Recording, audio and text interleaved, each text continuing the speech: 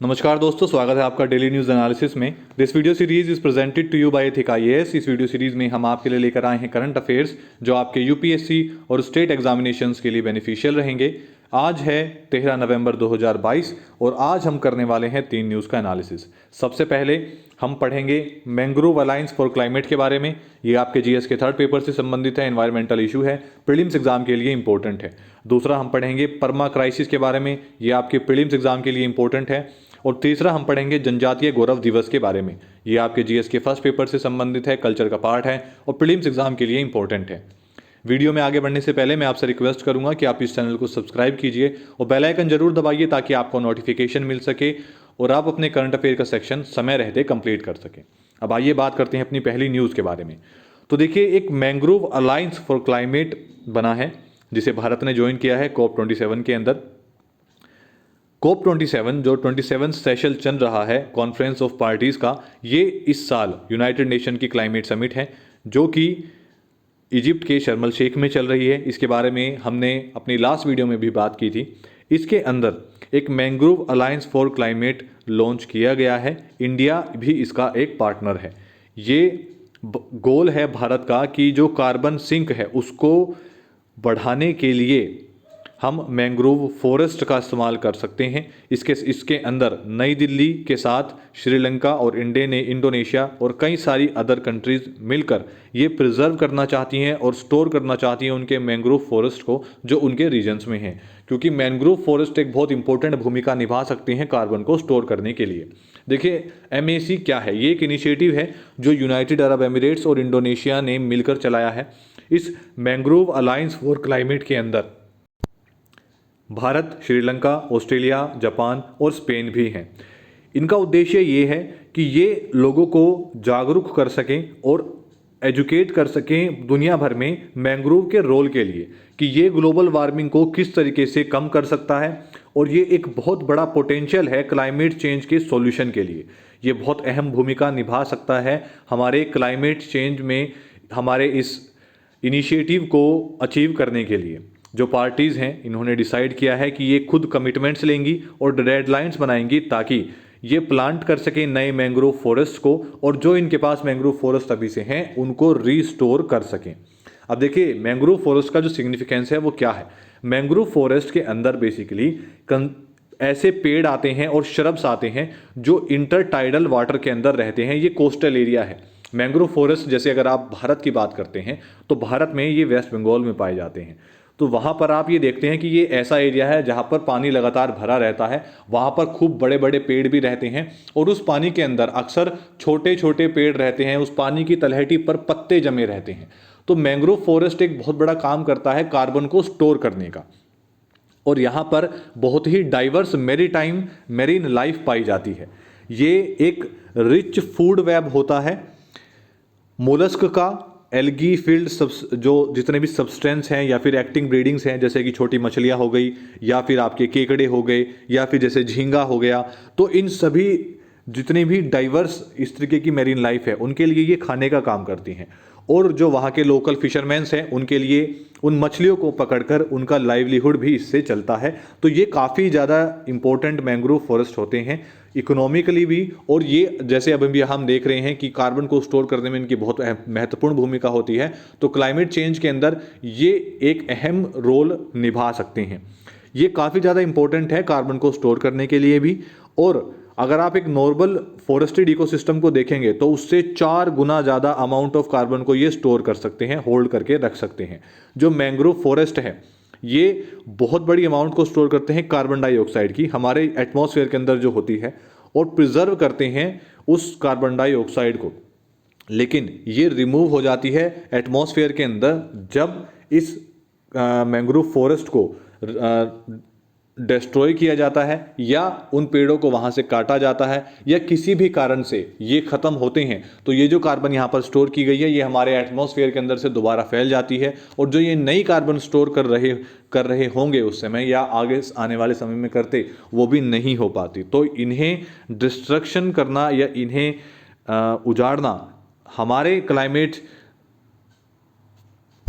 हमारे क्लाइमेट से संबंधित जो उद्देश्य हैं उन्हें पूरा हम नहीं कर पाएंगे अगर हम इन्हें ऐसे ही उजाड़ते रहे। देखिए, अगर हम मैंग्रोव्स की करंट स्टेट की बात करते हैं तो साउथ एशिया के अंदर मोस्ट एक्सटेंसिव एरिया है मैंग्रोव्स का पूरी दुनिया भर में। इंडोनेशिया में 1/5 ओवरऑल अमाउंट पाई जाती है मैंग्रोव्स की। भारत इसमें 3% मैंग्रोव्स को होल्ड करता है, जो साउथ एशिया का मैंग्रोव पॉपुलेशन है। इसके अंदर भारत में वेस्ट बंगाल में सुंदरबंस, अंडमान रीजन, कच्छ और जामनगर एरिया आता है गुजरात का, जहां पर सबसे मतलब मैंग्रोव कवर जो है वो पाया जाता है। 2010 और 2020 में ये पाया गया कि लगभग 600 स्क्वायर किलोमीटर के जो मैंग्रोव्स हैं हमने वो खो दिए। उसका एक कारण क्या था कि 62% से ज़्यादा जो मैंग्रोव हमने खोए हैं वो डायरेक्ट ह्यूमन इम्पैक्ट की वजह से हमने खोए हैं। और ये कहा है ग्लोबल मैंग्रोव अलायंस की 2022 की रिपोर्ट ने। तो इस समय हमें बहुत ज़्यादा ज़रूरत है कि हमें अपने इन फॉरेस्ट को स्टोर करें, इन्हें रिस्टोर करें, और अगर हो सकता है तो नए ऐसे फॉरेस्ट भी हम लोग लगाएं ताकि कार्बन को कर्ब किया जा सके, उस कार्बन को हमारे एटमॉस्फेयर से होल्ड किया जा सके इन मैंग्रोव फॉरेस्ट के थ्रू, और अपने उद्देश्य को अचीव किया जा सके इन क्लाइमेट एक्शंस को ध्यान में रखकर। अब हम बात करते हैं अपनी दूसरी न्यूज़ के बारे में। तो देखिए, कोलिन डिक्शनरी के अंदर एक नया शब्द ऐड किया गया है जिसका नाम है पर्मा क्राइसिस। ये आपके प्रीलिम्स एग्जाम के लिए इंपॉर्टेंट है क्योंकि अक्सर ये पूछ लिया जाता है कि इस साल कोलिन डिक्शनरी के मुताबिक वर्ड ऑफ द ईयर 2022 क्या है। तो इस बार हमारा वर्ड है पर्मा क्राइसिस। इसका मतलब है इसके अंदर जितने भी बहुत लंबे समय से संक्षिप्त रूप से जो हम परेशानी या भयंकर पीड़ा लोग झेलते आ रहे हैं 2022 के अंदर, ये उसे रिप्रेजेंट करता है ये शब्द। अगर इसकी की हाइलाइट्स के बारे में बात करते हैं, इसके मुख्य उद्देश्य के बारे में बात करते हैं, तो देखिए दुनिया भर में इसे एक सूटकेस की तरह यूज़ किया जा रहा है, मतलब हर जगह कैरी किया जा रहा है क्योंकि ये एक परमानेंट क्राइसिस को रिप्रेजेंट करता है जो कि हम कुछ लंबे समय से झेलते आ रहे हैं और ये एक लंबे समय से इस्तेमाल में है। पर्मा क्राइसिस जो है ये परफेक्टली ये बताता है कि हमारी जो पिछले कुछ समय से ऐसे इवेंट्स होते आए हैं जिन्हें हम ठीक नहीं कर पाए हैं, या कोविड-19 की वजह से जो परेशानियां हमने झेली हैं, इकोनॉमिकल हैं, या फिर हमारी जो मेंटल इश्यूज इस समय बढ़े हैं, तो एक बहुत भयंकर समय हम इस समय से गुजर कर आए हैं। और इस समय हमारी कोशिश ये है कि जो डिजीनेस हमारी इस एनवायरनमेंट में आई है उसको हम कैसे क्योर कर सकते हैं आने वाले समय में, और किस तरीके से धूमिल कर सकते हैं इन हॉरर्स को जो हमने इस समय पर गुजारे हैं और ये सहे हैं। ये रिप्रेजेंट करता है उस शिफ्ट को जो कि इस क्राइसिस के अंदर हुआ है, क्योंकि इस क्राइसिस के अंदर जब भी देखिए कभी भी किसी क्राइसिस के अंदर जब भी शिफ्ट होता है तो उसके अंदर उस समय की जो पॉपुलेशन है वो बहुत भयंकर पीड़ा से गुजरती है। तो उसी पीड़ा से जो हम गुजरे हैं उस पीड़ा को रिप्रेजेंट करने के लिए ये शब्द बनाया गया है जिसके अंदर उस पीड़ा को पूर्ण रूप से डिफाइन किया गया है। हालांकि अगर हम इसके फिलोसफिकल रूट्स के अंदर जाते हैं तो ऐसा माना जाता है कि जब भी कोई भयंकर क्राइसिस आता है उसके बाद लॉन्ग टर्म में वो एक बहुत ही नेसेसरी एक बेनिफिशियल करेक्टिव्स लेकर आता है जो हमें अपने आने वाले समय में अपने भौतिक जीवन में जिनका इस्तेमाल करना चाहिए, या कुछ ऐसे चेंजेस हमारे जीवन में लेकर आते हैं जो आने वाले समय में हमारे लिए महत्वपूर्ण भूमिका निभाएंगे। अब हम बात करते हैं अपनी तीसरी न्यूज़ के बारे में। तो देखिए, इस बार हमारी जो मिनिस्ट्री ऑफ एजुकेशन है वो एक बहुत ही भव्य सेलिब्रेशन करने वाली है स्कूल्स में और हमारे हायर एजुकेशन इंस्टीट्यूशंस में, और उस भव्य सेलिब्रेशन में ये मनाने वाले हैं जनजातीय गौरव दिवस। जनजातीय गौरव दिवस जो है ये ट्राइबल फ्रीडम फाइटर्स के कंट्रीब्यूशन के लिए मिनिस्ट्री ऑफ एजुकेशन इसको मनाने वाली है। 15 नवंबर को डिक्लेयर किया गया है जनजातीय गौरव दिवस के रूप में उन लोगों की मेमोरी में, उन ब्रेव ट्राइबल फ्रीडम फाइटर्स की मेमोरी में, और ये डेडिकेट किया गया है ट्राइबल फ्रीडम फाइटर्स को। बिरसा मुंडा के बारे में इस समय जान लेना बहुत ज़रूरी है क्योंकि 15 नवंबर जो कि जनजातीय गौरव दिवस मनाया जाएगा, ये बिरसा मुंडा जी का जन्मदिन है। बिरसा मुंडा जी एक फ्रीडम फाइटर थे, सोशल रिफॉर्मर थे और रिवर्ड ट्राइबल लीडर थे। रिवर्ड का मतलब है ये श्रद्धेय थे, इन्हें भगवान के रूप से भी जाना जाता है। एक नाम इनका ट्राइबल कम्युनिटी के अंदर भगवान भी है। ये बहुत बहादुरी से लड़े थे एक्सप्लॉयटेशन सिस्टम के खिलाफ जो भी ब्रिटिश गवर्नमेंट ने ट्राइबल कम्युनिटी के खिलाफ किया हुआ था। इसी के साथ साथ ये एक लीजेंडरी फिगर बनकर उभरे थे अपने पूरे जीवन काल में, और इन्हें ट्राइबल कम्युनिटी भगवान के रूप में मानती है, भगवान के रूप में इन्हें रेफर किया जाता है। इन्होंने ऑर्गेनाइज किया था एक ट्राइबल मूवमेंट को, जिसके अंदर इन्होंने कहा था, एक कॉल दी थी जिसका नाम था उलगुलन, मतलब रिवोल्ट।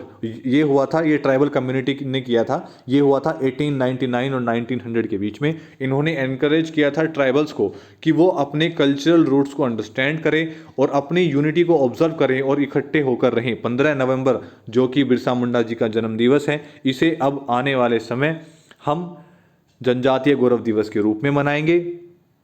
और देखिए, इन्हें भगवान के रूप में माना जाता है ट्राइबल कम्युनिटीज के अंदर।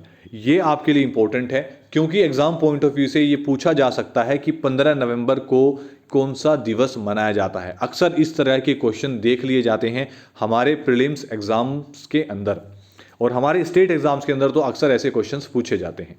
तो आज के लिए सिर्फ इतना ही। वीडियो आपको कैसी लगी इसके बारे में कमेंट डाउन जरूर कीजिएगा। अगर आपके कुछ क्वेश्चंस हैं, अगर आपके कोई डाउट्स हैं, या आप हमसे कोई चीज़ पूछना चाहते हैं, या किसी पर्टिकुलर टॉपिक के ऊपर क्लैरिफिकेशन चाहते हैं, तो वो भी आप हमें कमेंट कर बता सकते हैं। वीडियो आपको कैसी लगी इसके बारे में कमेंट डाउन कीजिए, वीडियो को लाइक कीजिए, शेयर कीजिए, चैनल को सब्सक्राइब कीजिए और बेल आइकन दबाना मत भूलिएगा, ताकि आपको नोटिफिकेशन मिल सके और आप इस रिच कंटेंट को ग्रैस्प कर सके अपने करंट अफेयर की तैयारी में। धन्यवाद।